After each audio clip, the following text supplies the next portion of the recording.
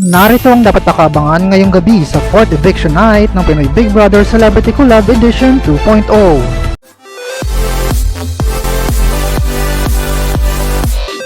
Ngayong gabi nga ay makikilala na natin ang latest evictees ng Pinoy Big Brother Celebrity Collab Edition 2.0 4th Eviction Night. Sino kina? Crystal, Rave, at Fred na mula sa kapamilya, Anton, Ashley, at Princess na mula naman sa Kapuso Housemates ang lalabas na ngayong gabi sa bahay ni Kuya. Ikaw, sino para sa iyo ang karapat-dapat na lumabas ng bahay ni Kuya? Sino naman ang gusto mong iligtas dahil ayon nga sa latest tally votes na inilabas ng PBB ay makikita nga ang laki ng agwat ng mga boto. Samantala nagkaroon nga ng mga hula ang mga netizens online na baka sina Crystal at Anton nga raw ang lalabas dahil sa pinagbabasehan nga nila ang ingay ng mga fans online. Baka naman tahimik lang na lumalaban ang mga taga-suporta nila at baka magulat na lang tayo na isa kina Rave, Fred, Ashley at Princess ang lumabas na ng bahay ni Kuya ngayong gabi. Kayo, sa tingin nyo, sina Crystal at Anton na kaya ang lalabas ng Big Brother House?